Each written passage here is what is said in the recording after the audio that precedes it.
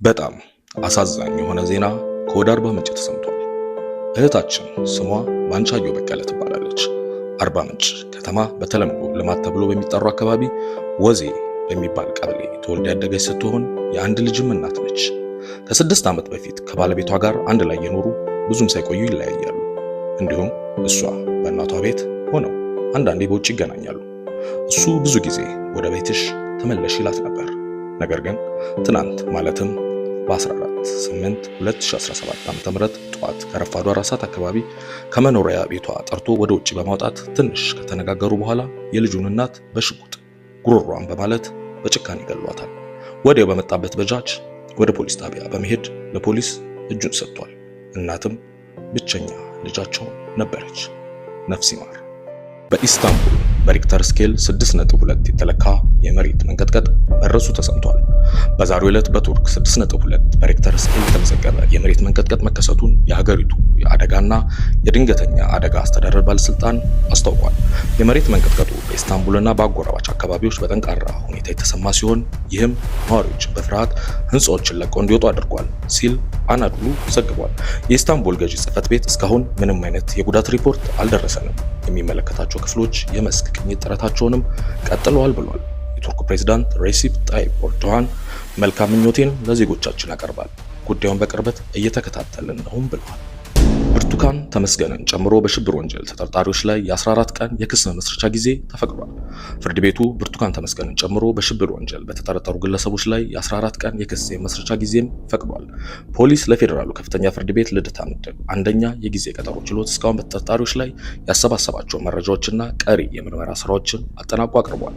ብርቱካን ተመስገንን አስመልክቶ በመገናኛ ብዙሃን ከተላለፈው ሐሰተኛ ዘጋቢ ፊልም ጋር በተያያዘ ብርቱካን ተመስገን ነብዩ ጡመ ልሳን የኢቢኤስ ቴሌቪዥን ስራ አስኪያጅ፣ ታሪኩ ኃይሌ የአዲስ ምዕራፍ ፕሮግራም ዋና አዘጋጅ፣ ደረጀ ሉቃስ፣ ህሊና ታረቀኝ፣ ንጥር ደረጀና መታገስ አለሜ በሽብር ወንጀል ተጠርጥረው ፍርድ ቤት መቅረባቸው ይታወሳል።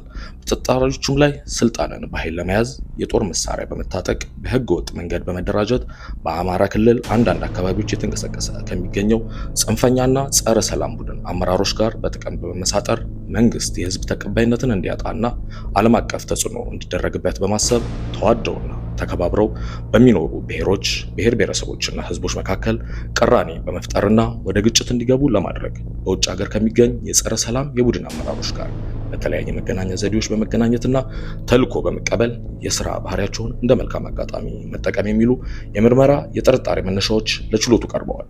የምርመራ ስራውን በሰውና በሰነድ ማስረጃ በስፋት በማጠናከር የፎረንሲክና የቴክኒክ ምርመራዎችን በተሰጡ 12 ቀናት አጠናቆ ለአቃቤ ህግ ማስረከቡን ፖሊስ አስረድቷል።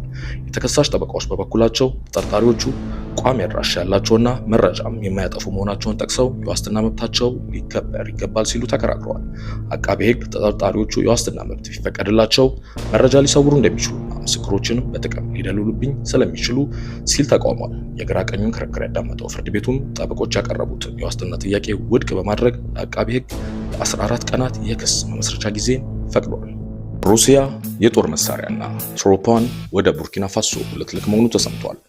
ከሰሞኑ በምዕራባውያን እርዳታ የተቋቋመው የጁንታ ቡድን መፈንቅለ መንግስት ለማድረግ መሞከሩን ተከትሎ ወጣቱ መሪ ኢብራሂም ትራውሬ የሩሲያን ፕሬዝዳንት ቭላዲሚር ፑቲን ጋር ውይይቶች ማድረጋቸውን በፈረንሳይ መንግስት እርዳታ በሀገሪቱ ውስጥ የታጣቂዎች ቁጥር እየጨመረና ወደ አለመረጋጋት እየተለወጠ መምጣቱን ተከትሎ ትራውሬ ላቀረቡት የትብብር ጥያቄ ሩሲያ አስቸኳይ የመሳሪያ እርዳታ፣ የጦር መሳሪያና ሌሎች ድጋፎችን ወደ ቡርኪና ፋሶ ልትልክ መሆኑን የተለያዩ ትላልቅ የአፍሪካዊ ጉዳይ ዘገባ የሚሰሩ ሚዲያዎች እየዘገቡ ይገኛሉ።